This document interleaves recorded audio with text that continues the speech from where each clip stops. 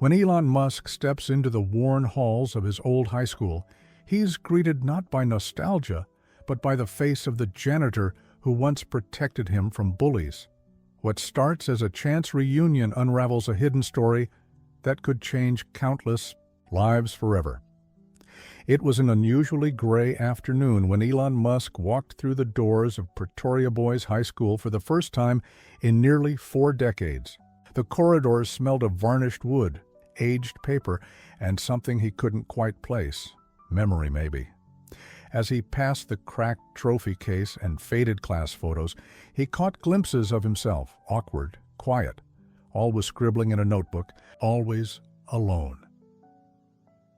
The visit was unannounced. No entourage, no cameras. Just Elon in a plain navy jacket and jeans, walking slowly, like the building might breathe if he moved too fast. The school had invited him back a dozen times over the years, and he'd always declined. But something, maybe the recent launch, maybe a dream he'd had the night before, drew him back. He turned a corner and nearly collided with an old man pushing a mop bucket. "Careful there," came a voice, rough as sandpaper, but edged with warmth. Elon looked up, then froze. The man stood hunched but tall in spirit, a mop in one hand, the other gripping the bucket's handle. His face was carved with lines of time and effort, and his white hair stuck out from under a weathered blue cap. But it was the eyes, clear, amber, steady, that Elon remembered. Elijah? Elon's voice cracked like a boy's. The janitor squinted, then blinked. His expression shifted from confusion to stunned recognition. "Well, I'll be damned.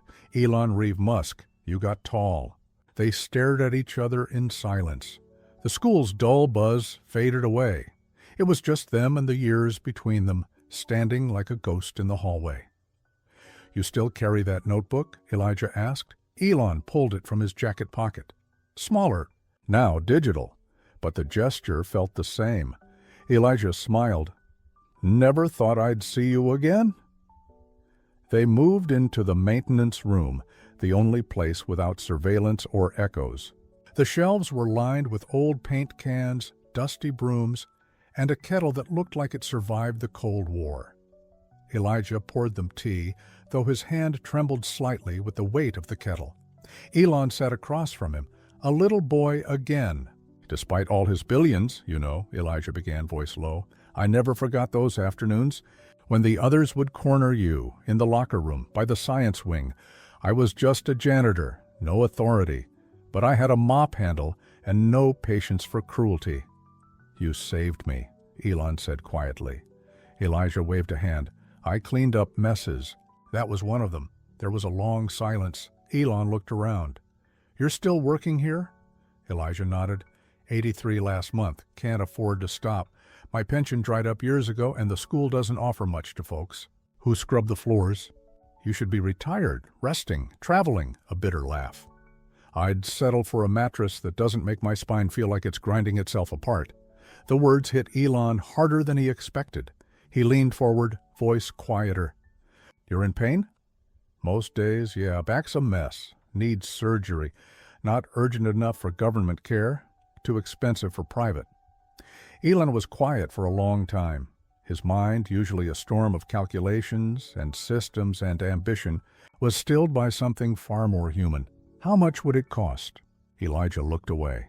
"Doesn't matter. I'm not your charity case. I didn't do what I did to cash in." "I know that," Elon said, a spark behind his eyes. "That's exactly why it matters."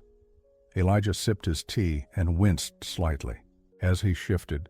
"Truth is, I don't mind working. I like being here. Kids need someone who sees them, not just teachers. Someone who listens, even when they've got nothing to say." Elon leaned back, absorbing the weight of those words. A beat passed. "Do you remember those sketches I used to show you?" he asked. Elijah grinned. "Of course. Rockets, robots, planets with cities built into the clouds. You had dreams too big for your body back then. I never told anyone." "This," Elon said slowly, "but the sketches you saved? You scanned them into the school archive? Did you know that?" "I wanted to make sure they didn't get lost." "They didn't?" "One of them, the propulsion layout from 1987, It influenced the Merlin engine. Elijah froze, teacup halfway to his lips.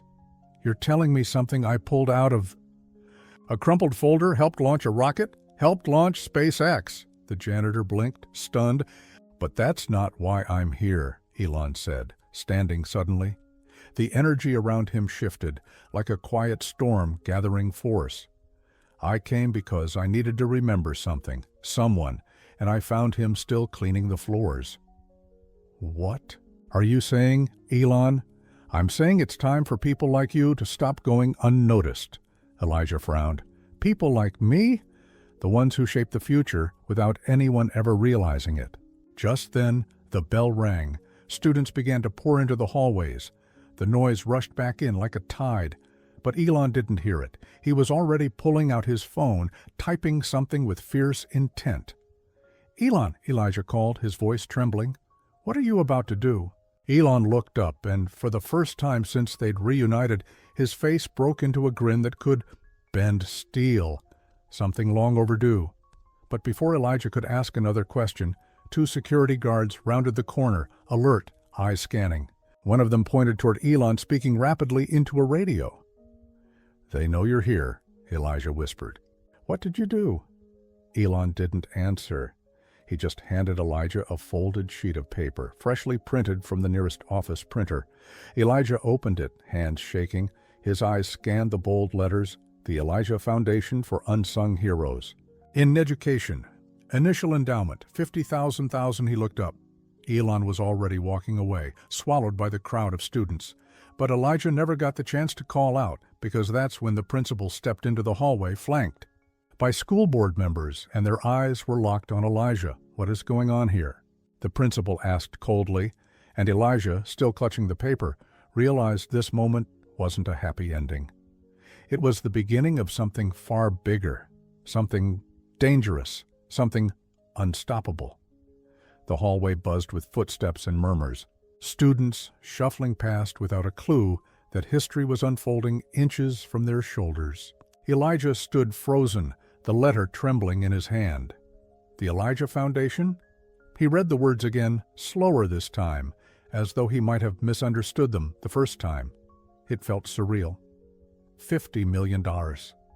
His name etched into something permanent. Something real? He hadn't cried in years. He'd buried too many friends and worked too many shifts alone in dark hallways to allow himself that luxury. But now the edges of his eyes burned. Before he could blink away the heat, a cold voice snapped him back into the present. "Elijah," Principal DeVries said, his narrow face set like marble, lips pursed beneath thin spectacles. A word. Now the board members flanking him were equally stern, rigid backs, clipboards clutched like weapons. Elijah had seen that look before. Bureaucrats pretending they weren't already writing your eulogy in their heads. He tucked the letter behind his back instinctively. DeVries motioned toward the staff lounge. "Let's not make a scene." Elijah followed, the back pain that had grown dull now flaring into sharp jabs with every step. The lounge was quiet, dimly lit, a stale smell of old coffee and forgotten lunches hanging in the air. They shut the door behind him. "Care to explain what exactly is going on?" DeVries asked, hands clasped behind his back. Elijah said nothing. At first. He looked down at the tile floor. He'd cleaned it just this morning. You could see your reflection in it if you tried. "Mr. Musk," Elijah began, slowly, "returned to visit the school. We had a conversation. He shared something with me." DeVries raised an eyebrow. "And what exactly did he share?" Elijah hesitated. Part of him wanted to lay the paper on the table and let the words do the talking, but something deep in his gut, something forged from decades of watching good intentions get crushed under bureaucracy, told him to hold back. "He thanked me," Elijah said instead. "For the past." DeVries narrowed his eyes, and then he left in a hurry. After accessing a school printer, unsupervised, Elijah shrugged. He wanted to print something, didn't say what. The principal stared at him a moment too long. Then he leaned forward, lowering his voice. "Elijah, I'm going to speak plainly. You've been a fixture here longer than most of the building itself. But this institution is under pressure. Enrollment's down. Donors are skittish. If anything comes out that embarrasses this school, if it looks like we're exploiting a celebrity alumnus for personal gain, Elon offered. Elijah cut in. DeVries's jaw clenched. You expect me to believe that a billionaire just waltzed in here and offered you something out of the goodness of his heart? He didn't offer me anything, Elijah said, voice hardening. He offered the people you pretend not to see, the ones who keep this place breathing. A beat passed. One of the board members, a younger man with slick hair and restless fingers, stepped forward. If this foundation is real, he said carefully, and if it's connected to the school in any way, we'll need legal review, PR strategy, approval from the Department of Education. You can't just go around making announcements. I didn't make anything, Elijah snapped. Elon did. Another beat. DeVries adjusted his tie, annoyed by the shift in tone. Well, he said finally, until we understand the full scope of this situation, we'll need you to take a leave of absence with immediate effect. The words hit like a slap. What? Elijah blinked. You'll be paid through the end of the month, DeVries added quickly, clearly trying to frame this as mercy.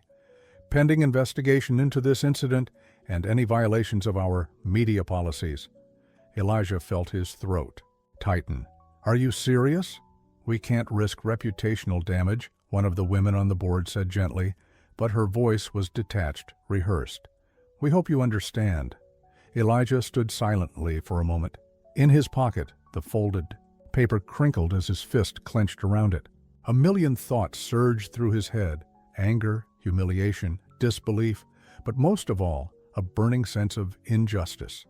This was exactly the kind of quiet erasure people like him faced every day. A gentle push out the door. A final silence. He didn't speak, didn't give them the satisfaction. He turned, opened the door, and walked down the hallway without another word. Students passed by without noticing him now. He was already becoming invisible. Outside, the air had thickened. Clouds pressed low against the sky, as if holding back. A storm. He walked slowly across the courtyard, past the flagpole, past the cracked stone fountain. He paused at the edge of the old football field. His back ached, his knees pulsed with every step. He sat on a bench beneath the jacaranda tree, its purple blossoms just beginning to fall. He unfolded the letter again. The ink had smeared slightly from his palm, but the words were still there. Still his. He read the title out loud, just once. Elijah Foundation. And then he heard the footsteps. Not from the school this time, but from behind him. He turned. Elon stood there, arms crossed, brows drawn tight. I know that look, he said. What did they do? Elijah didn't answer. He just handed him the folded paper again. Creased now, sweat-stained, but sacred. Elon read it. His face didn't change, but his jaw set. They suspended you, he said, not asking. Called it a leave of absence, Elijah muttered. Effective immediately. A silence fell between them, but it wasn't empty. It was electric. Then they're about to find out what effective immediately really means, Elon said. Elijah looked at him. This foundation, is it real? It's already funded, Elon replied. I wired the money an hour ago. A long breath escaped Elijah's chest. Why? Elon didn't smile. His face was carved from steel, because I've spent my whole life building things. But nothing I've built would exist without people like you. And it's time the world remembered that. But this school won't let it happen, Elijah said. They're already trying to shut it down. Elon reached into his jacket and pulled out a phone. Then I'll go over their heads. To who? He looked up. To everyone. And as Elijah watched him make the call, direct, confident, unshakable, he realized this wasn't about charity. It wasn't even about gratitude. It was a reckoning. But just as Elon pressed the phone to his ear, a black car pulled up to the curb. Tinted windows, no plates. Elon paused. The passenger door opened. A man stepped out. Dark suit. eyes hidden behind mirrored glasses. "Elon Musk," the man said flatly. "You'll need to come with me." Elijah stood slowly. "Who are you?" The man didn't look at him. "Security detail, we've had concerns?" "Who's security?" Elon asked. The man didn't answer, and just like that, the air shifted again. Heavier now. Charged. Something unseen had just entered the game, and neither of them knew whose move was next. The man in the black suit stood motionless, as if the air itself bent around him. Even the wind seemed to pause, ruffling the jacaranda blossoms gently, cautiously. Elon didn't move. His hand hovered near his phone, thumb still warm from where he'd been dialing. His eyes, sharp, analytical, almost predator-like. In their calm, narrowed. "Security detail?" Elon asked again, voice clipped. "For what?" The man finally turned to face him fully. "Mr. Musk, you've been flagged for unscheduled activity involving a secure public institution. Your appearance here raised concerns at several levels." Elijah stepped forward, wary but unafraid. "Several levels?" He visited a school. His school. "What kind of threat does that pose?" The man didn't acknowledge Elijah. His mirrored lenses reflected nothing but light, no emotion, no response. "We'll debrief en route," the man said to Elon. "Vehicle is secured. This won't take long." "I'm not going anywhere until you tell me who sent you," Elon said. Calm, but now with an edge that could cut through steel. "Because you're not SpaceX, you're not Tesla security, and I didn't call for a pickup." Another silence, the kind that made Elijah's stomach twist. The air carried something darker now, not just tension, consequence. The man reached into his jacket slowly. Elijah's pulse spiked. He moved without thinking, stepping in front of Elon like he had all those years ago when 3 older boys cornered him behind the gym lockers. His instinct to protect hadn't aged a day. But the man only pulled out a sleek black ID badge. No name, no photo. Just an embossed seal Elijah didn't recognize and a string of numbers below it. Level 4 clearance. That's all I can say.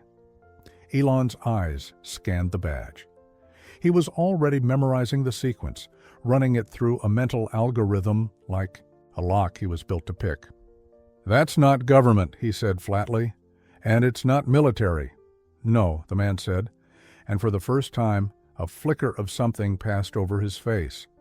A hint of respect, maybe, but it's adjacent. That was enough. Elon looked at Elijah. "I need to see where this leads. I'll be back." Elijah's jaw clenched. He hated this, hated the mystery, the silence, the way power moved like shadows behind glass. "Are you sure?" "I am," Elon said, "but I need you to do something while I'm gone." Elijah nodded once. "Go home. Lay low. Do not talk to the press. If anyone asks about the foundation, say you don't know anything." "You're making me sound like some kind of spy," Elijah said, trying to force a smile. But Elon didn't smile back. "This is bigger than I thought." He turned, stepped toward the car. The man in the suit opened the rear door. Elon slid inside, casting one last look at Elijah, something between warning and reassurance. Then the door shut. The engine purred like a threat. The vehicle slipped away without a sound. Elijah stood alone on the sidewalk, the foundation letter still in his pocket, its corners now soft from being held too tight. That night, the janitor's small apartment buzzed with silence. It was a narrow space, half kitchen, half living room, with a bedroom tucked behind a curtain. Books lined the shelves in odd stacks, philosophy next to manuals for outdated vacuum systems, poetry wedged beside broken circuit boards. On one wall hung a faded photo of his late wife, and beside it, a yellowed drawing, one of Elon's early rocket sketches, signed in pencil. One day, Elijah stared at the television. News scrolled across the screen. Elon Musk's surprise. Visit to South African school raises questions. Below that, blurry phone video from students, Elon in the hallway, Elijah beside him handing over the paper. He reached for the remote, switched it off. Silence returned, louder than before. Then came the knock. 3 short raps, hesitant. He waited, another 3. He opened the door. A teenage girl stood there, maybe 16. Sharp eyes, braids tucked behind her ears, wearing a school uniform with the same patch Elijah had sewn onto 100 jackets over the years. She clutched a notepad against her chest. "Mr. Elijah?" she asked. "I'm Naledi." Elijah nodded, cautiously. "You're a student?" "I'm the editor of the school paper," she said quickly. "I've been looking into the foundation thing. The teachers won't talk. Admin shut down our questions. They pulled your name from the website. Already." He blinked. "Already?" She nodded. "Gone. Wiped clean, as if it never existed." Elijah stepped aside. "Come in." Inside, she looked around the cluttered space with wide eyes. "You kept that?" she asked, nodding toward the sketch. "I keep a lot of things people forget," he said.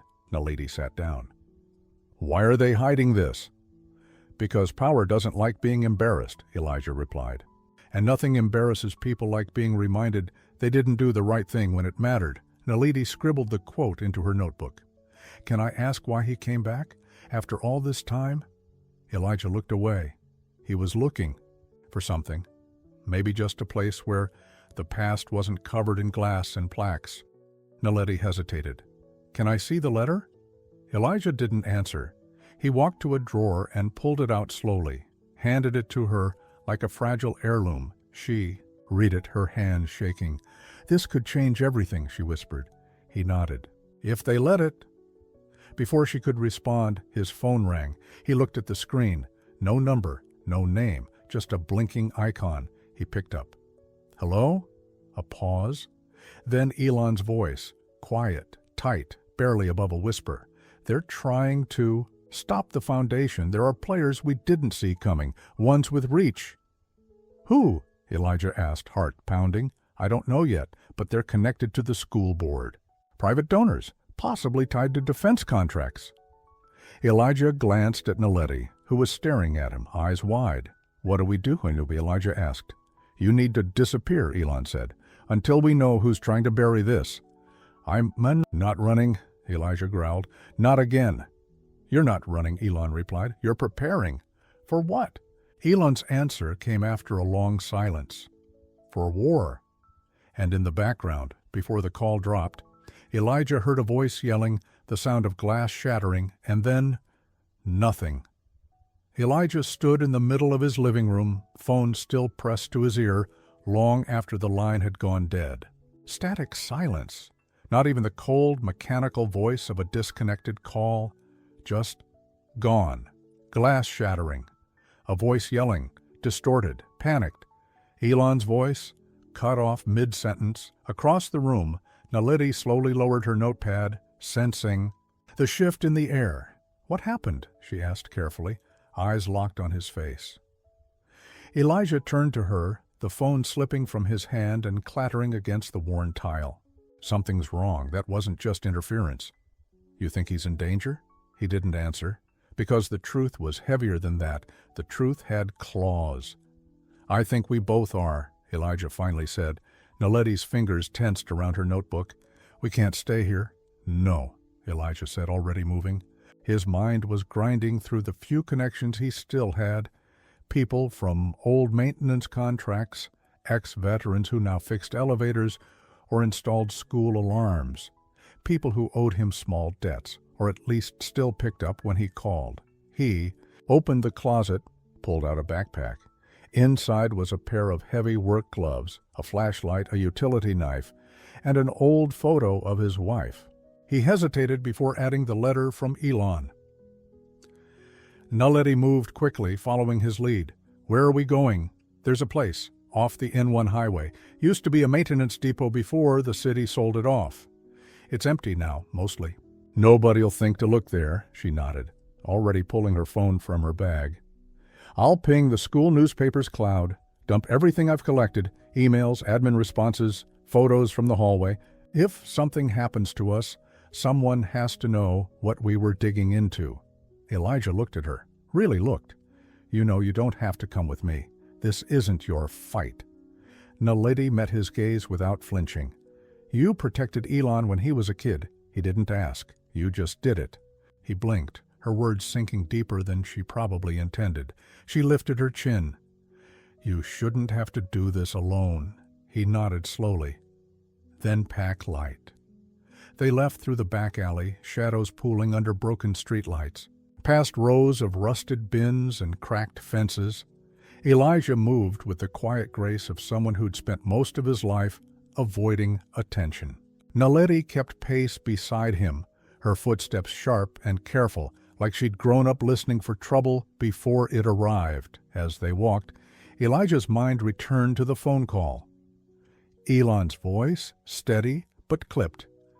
Defense contracts, school, board. Players we didn't see coming.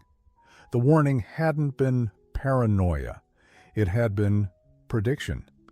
Someone had decided to erase Elijah from the story, not just from the school, but from the narrative entirely. And Elon? He was the one person who could put a global spotlight on the truth, which meant someone had every reason to silence him first. By the time they reached the highway edge, Elijah's legs were aching, his back howling. He tried not to show it, but Naledi caught him wincing. "You okay?" she asked. He grunted. "Define okay." She cracked a smile. "Still sharp, at least." They cut through a drainage ditch, then followed a dirt path that veered off the highway toward a cluster of long abandoned buildings. The depot stood like a monument to decay, concrete walls streaked with time, windows boarded or shattered. A chain-link fence sagged along one edge. Elijah reached under a cinder block and retrieved a rusted key. "You hit a key here?" Naledi asked, incredulous. "Some habits are hard to break." They stepped inside. The depot smelled of dust, old oil, and forgotten lives. But it was dry, tucked away, and safe enough for now. Elijah lit a single portable lamp. The room glowed in soft amber, casting long shadows along the concrete. Naledi dropped her bag. "Now what?" "We wait," Elijah said, sitting heavily on an overturned crate. "And we think, who benefits from this foundation not existing?" Naledi pulled out her notepad, flipping through pages. "We know the school board had prior donations from several large tech contractors, some with government ties." Elijah nodded. "So the idea of a high-profile foundation that uplifts the invisible workers, janitors, aides, support staff, it shifts public attention, changes the story, makes people ask questions." Naledi added, "And if the foundation renovates the Ares school, it exposes where the money wasn't going all these years. Accountability." Elijah exhaled. "And someone doesn't want that." They sat in silence for a moment. Then the lamp flickered. Once, then again, then stayed dark. Elijah stood up, alert. "Battery's good, that wasn't power." Naledi froze, listening. The air shifted, like a pressure drop. Outside, wind picked up, scraping the side of the depot with sand and dry leaves. Then, crunch, footsteps outside, soft, deliberate, not the wind.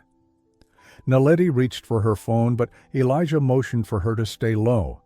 He moved toward the corner window, eyes barely peeking past a slat of broken board. A black SUV sat just beyond the fence. No headlights, no engine noise. But a figure moved near the fence line. Another followed. Elijah counted them. 2, no, 3.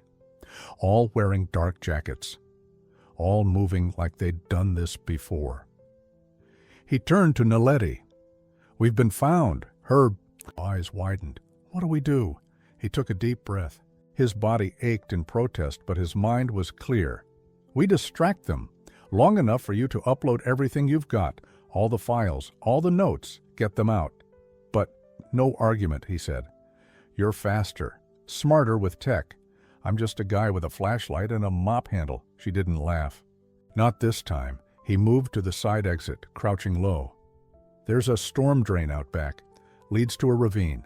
Take it. Don't stop until you reach town. Find a secure line. Send it all." Naledi stared at him, panic warring with something. "Stronger. Resolve, though, Elijah," she whispered. "Don't let them take you." He offered her a faint smile. "They've been trying to take me my whole life." She slipped out through the side, vanishing into the dark. Elijah turned back to the door. Footsteps echoed again, this time closer. Right outside, he picked up a rusted wrench. Not much, but it'd have to do. The lock rattled. Slow, deliberate. Then came a voice. Low, calm. Elijah Reese? We know you're inside. You have something that doesn't belong to you. He gripped the wrench tighter. His breath slowed. Then came the final words, laced with certainty. Elon Musk is no longer part of this story, and Elijah realized, whatever happened next, he was already past the point of no return. The door creaked open slowly, hinges groaning like a warning. Dust lifted from the floor in ribbons as stale air met the night. Elijah stayed perfectly still in the dim light of the depot, the wrench clenched in his hand, heart thudding so loudly in his chest it felt like it echoed off the concrete walls. Bootsteps crossed the threshold, measured, quiet, deliberate. Two figures entered first, dressed in dark tactical gear, scanning the space with clinical precision. No insignias, no names. They moved like phantoms trained for silence. The third figure entered behind them, taller, lean, with a faint outline of a headset and a tablet clutched to his chest. Elijah Reese, the third man said again. As if the name itself might command obedience, Elijah stepped from the shadows, slowly, carefully. He held the wrench low, not in a threatening stance yet, but not hidden either. The man in the middle tilted his head slightly, reading Elijah the way a hawk studies its prey. You've caused quite a ripple, the man said. Elijah said nothing. The man stepped closer. The foundation, the media leak, Musk's unapproved asset transfer, all very inconvenient. Funny, Elijah said. That's not the word I'd use for hope. The man chuckled, low and without humor. You were supposed to retire in obscurity, Mr. Reese. Fade out quietly like the rest. But then he came back. He stepped forward again. Elijah didn't retreat. Let's not pretend this is about philanthropy, the man continued. Musk's visit triggered financial flags, unusual capital movements, our contracts, certain arrangements, do not tolerate unpredictability. And what contracts would those be? Elijah asked, his voice sharp despite the tightness in his chest. Ones that go through kids' schools? Ones that pay for silence? The man smiled. Everything has a structure, even silence. He gestured to the agents behind him. We'll be taking the original foundation documents and your cooperation. I burned them, Elijah lied. The man paused. Elijah saw it, the faint flicker of doubt in his eyes. The man recovered quickly. Then we'll find the backups. One of the agents moved toward Elijah. He tensed. His back screamed in protest, but he lifted the wrench. Not to strike, just to remind them he hadn't rolled over yet. You know what the worst part is? Elijah asked. You think this is about me, or Elon, or even the money. But this is about 1,000 people nobody ever thanked. The ones who kept the lights on, the floors clean, the kids safe. You want them forgotten. They were forgotten, the man said, voice flat. Until you reminded people that was your mistake. Just then, a sharp crack outside. The agents froze. One moved to the window, another crack. Then a pop. Then something hissed. Smoke began to drift through the front door. The agent at the window shouted, "External breach, north side." The leader's calm cracked. How the hell? Before he could finish, a flashbang exploded just outside the open door. Boom! Elijah's ears rang. The walls trembled. White light swallowed the dark. When the world swam back into focus, the two agents were down, disoriented. The leader was stumbling backward, clutching his eyes. And from the smoke, a figure stepped in. "Elijah!" a voice shouted. Elijah blinked. It was Elon. Alive, bruised, blood trailing from a cut above his eyebrow. But standing, he moved fast. Too fast for someone who'd been dragged into a black car only hours ago. A second figure emerged behind him, female, short hair, tight black jacket, moving like a shadow. She swept in and disarmed the closest agent. With brutal efficiency. "Let's move," Elon barked. Elijah hesitated only a moment. He dropped the wrench and grabbed the bag with the foundation documents just as Elon reached him. Their eyes met for the first time since the call had gone dead. "You're alive," Elijah breathed. "I had help," Elon said. "We don't have time." As they turned to run, the leader regained his footing. He pulled a small flat object from his pocket, no bigger than a thumb drive. "I warned you, Musk," he spat. "You're not untouchable." Elon turned, recognizing the device. "EMP charge," he said. "Drop." Elijah dove behind a support beam as the device hit the floor. Whoom! A dull thud, followed by a wave of energy that knocked out the emergency. Lights. Sparks flew from a broken outlet. Every phone, every device in the room went dark, but it was too late. Elon had already handed off the physical documents to the woman, who vanished into the shadows with them. The leader lunged for Elon, but Elijah stepped forward and grabbed him mid-stride. Pain tore through his back like a lightning rod, but he held fast, using every ounce of muscle memory from decades of physical labor. "You're done," Elijah growled through gritted teeth. The leader drove an elbow into Elijah's ribs. He stumbled back, but didn't fall. Elon moved next, sweeping the man's legs out from under him in a single motion that was all efficiency, no flair. The man hit the ground hard, groaning. Elon stood over him, breathing hard. "You forgot something," Elon said. "People don't build empires. People like him do." He nodded toward Elijah. Then they ran. Minutes later, they were inside a nondescript van parked off a service road. The woman, her name was Kira, drove with intense focus. Elon sat beside her, wiping blood from his brow with a cloth. Elijah sat in the back, finally catching his breath. "I thought you were gone," he said. "They tried," Elon said, voice hoarse. "Drugged me, held me in a private compound. I only got out because Kira used to work for them." She glanced at him in the rear view. "Used to" being the key phrase. "Who are they?" Elijah asked. "What are they?" "A shell," Elon said. "Funded by a coalition of defense contractors, some linked to global surveillance. They've embedded themselves into education, infrastructure, communications, quiet, surgical. Their goal is control, by obscurity, which means any narrative they don't own becomes a threat." "And the foundation?" Elijah asked. Elon nodded. "Was a match in their haystack. They were scared it would spark something bigger." "Will it?" Elijah asked quietly. Elon turned to him. "Yes." Kira tapped the GPS.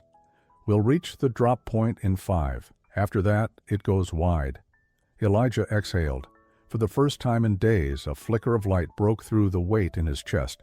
But then his phone, miraculously still functioning, vibrated. A message flashed on screen. "No contact name, just a number. Stop now. You've been warned once."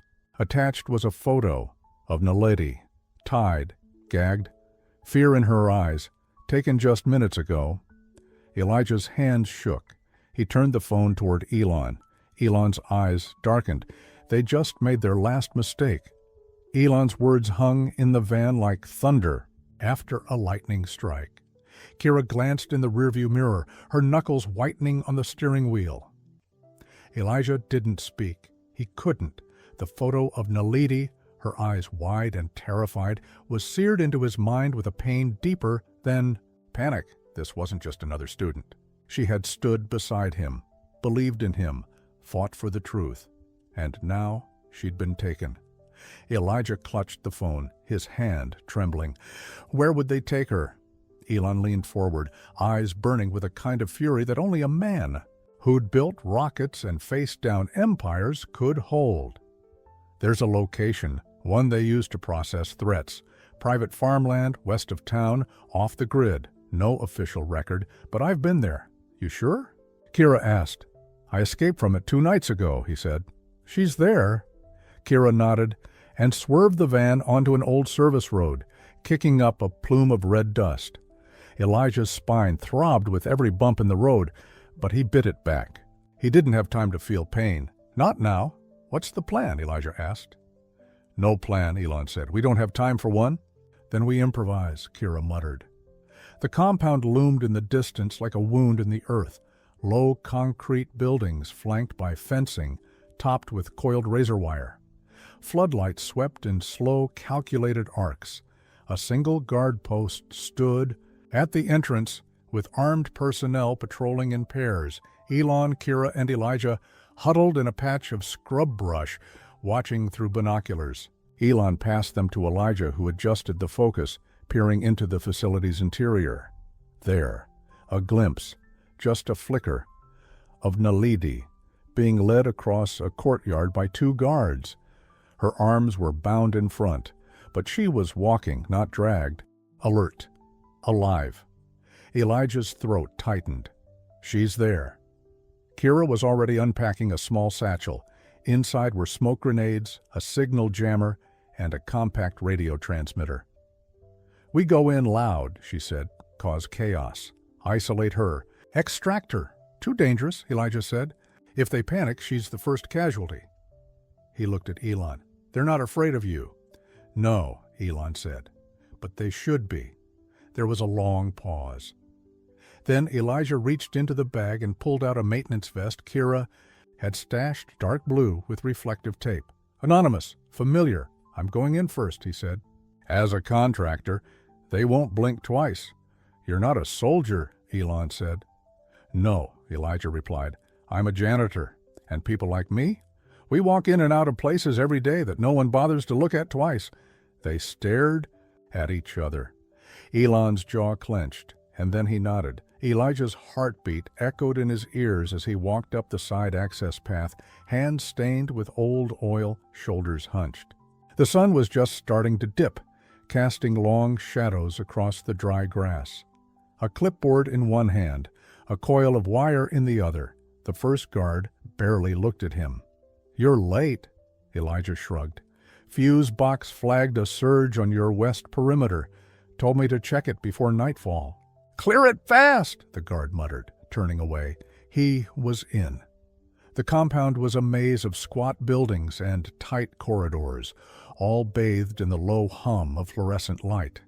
Every step sent a jolt through his spine, but he kept moving, silent, invisible. Years of cleaning unnoticed had trained him well. Then, voices. He paused at a junction, pressed against the wall. "The Musk situation is spiraling. The girl was just leverage. She has the files. She's a kid. No one's going to believe her. Doesn't matter. We hold her until this foundation dies. Then we erase the rest." Elijah clenched his fists. Not this time. He waited until the voices moved on. Then he slipped into the next room, a storage space with a control panel, and beside it, a set of feeds from the security cameras. And there she was, Naledi, handcuffed to a chair in a windowless room. Eyes narrowed. Still fighting. He pulled the walkie from his belt and clicked it twice. Silent signal. Kira would know what it meant. Elijah left the room and made his way to her. The extraction was chaos. Kira's smoke grenades went off in a wave of blinding white, followed by a short EMP burst that knocked out the compound's comms. Elon, masked and moving like a force of nature, burst through the smoke and leveled two guards with non-lethal rounds from a custom tranquilizer rifle. Elijah reached the interrogation room just as a guard raised a hand to Naledi's face. "Hey." The man collapsed, and Elijah fumbled with the cuffs. Naledi blinked up at him, dazed. "Elijah," she croaked. He smiled, chest heaving. "Time to go, kid." He pulled her up, and they ran. They didn't stop running until the sun had vanished, and the compound was just a burning smear of memory behind them. Naledi rode in the back of the van, sipping water, her hands still trembling. Elijah sat beside her, clutching his ribs, exhausted beyond anything he'd ever known. "You came for me," she said. Elijah looked at her, his voice hoarse. "Of course I did." Elon sat across from them, head leaned back, eyes closed. He spoke without looking up. "The files?" Naledi nodded. "Uploaded, distributed, encrypted cloud, news outlets, whistleblower boards. They can't stop it now." Kira glanced over from the front. "The world's going to see everything. 1 week later, the foundation launch took place on the front steps of Pretoria Boys High School. Hundreds gathered, students, teachers, press. And on stage, in a sharp suit, Elon Musk stood beside Elijah Reese. "I want to tell you about a man," Elon said into the microphone. A man who picked me up when I was broken, who saw me when I felt invisible, who reminded me again and again. That dignity isn't given, it's preserved, quietly, constantly. He turned. Elijah Reese was a janitor.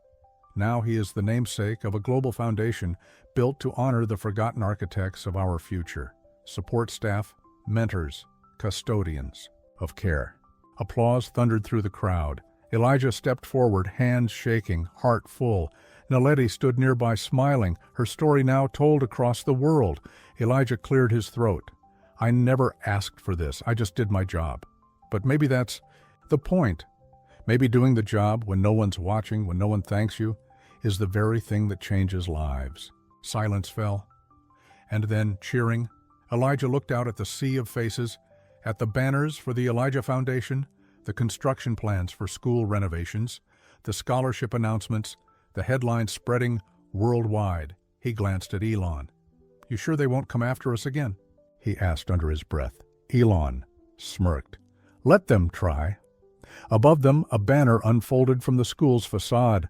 Elijah Reese, steward of tomorrow, and for the first time in a very long time, Elijah stood tall, not behind a mop or beside a trash can, but at the very center of the stage, seen, known, and unshakably proud.